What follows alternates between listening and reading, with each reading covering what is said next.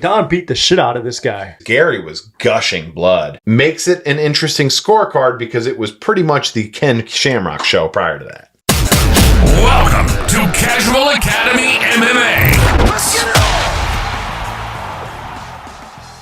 Tonight we watched UFC 9. If you joined us last time for UFC 8, you will remember that Don the Predator Frye defeated Gary Goodridge with some heavy hands after a real nice back and forth war. They got rid of the tournament style. They also opened the event by telling us that every single fighter has been replaced. Mark Ahuas was supposed to fight and he's injured.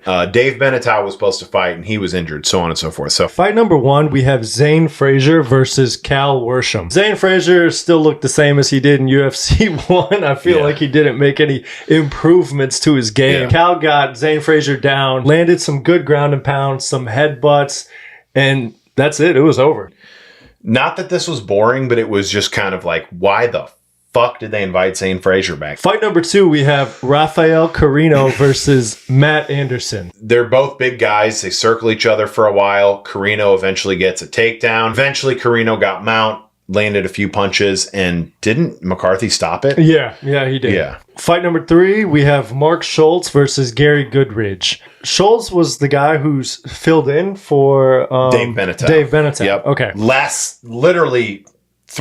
Dave Beneteau broke his hand training with Mark Schultz in the back. Mark Schultz was just too explosive and too powerful for Gary Goodridge, which is crazy. Gary was gushing blood. There was nothing to this. Yeah. Boring fight, and but two strong dudes. Mark Schultz was more skilled, period. On to fight number 4, we have Mark Hall versus Koji Kitao. Koji really closed the distance, got Mark up against the cage, took him down, but then his nose broke. Bleeding everywhere. The doctor looked at his nose, they called it. Fight number 5, we have Amaury Bitetti fighting Don Frye. Don would piece this guy up. Whether it was on the feet, he landed a really good 1-2. Amaury Bitetti just didn't want to stand up. Don beat the shit out of this guy. Don's good. Don's really fucking good. Was this Amaury Bitetti the replacement for Ahuas? Yep. Yeah, another replacement fight, which it was cool. The interesting thing about this fight, too, is this was longer than all of Don's fights in UFC 8 combined. Oh, it was. It was probably triple. Yeah. Triple all of them combined. Yeah. Yeah. So. Cool fight, man. Cool. Definitely, if there's one to watch from here, I would say it's that. Then fight number 6, we have the super fight between Dan Severn and Ken Shamrock. 10-15 minutes of really them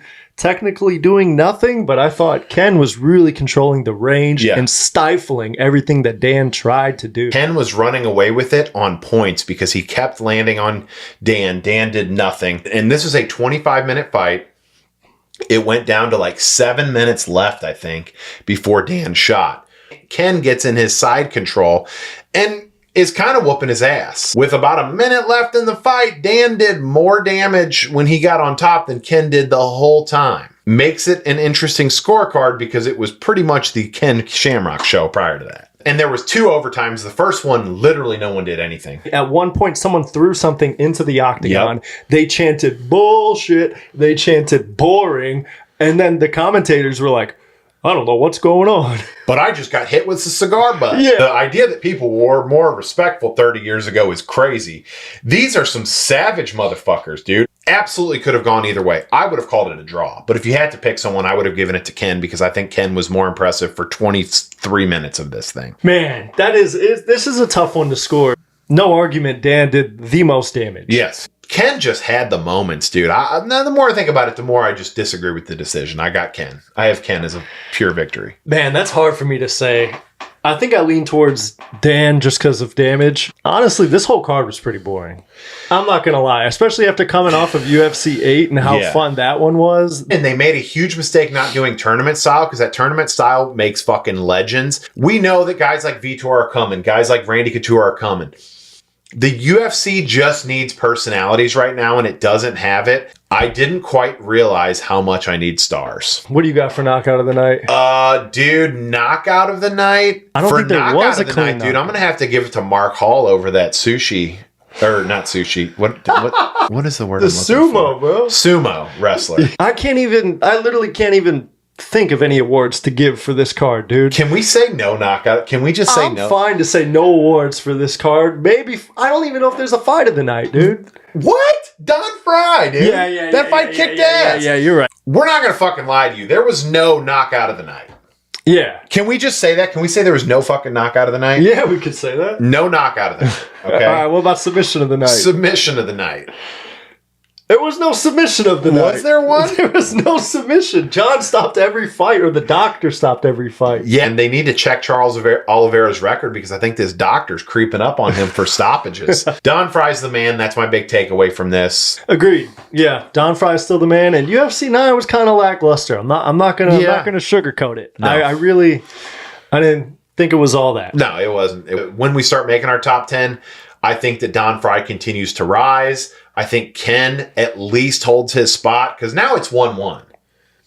Yeah. And Ken's victory over Dan the first time was way more impressive than Dan's victory over Ken the second time. Well, the way I see it is Dan has won 2 UFC events to Ken's 0. Okay.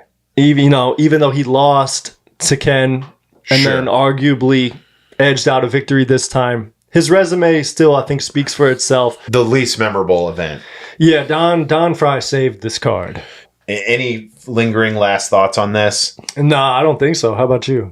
To be honest with you, I'm excited to get to UFC 10. But that's it. That's it for UFC 9, man. This has been another episode of Casual Academy.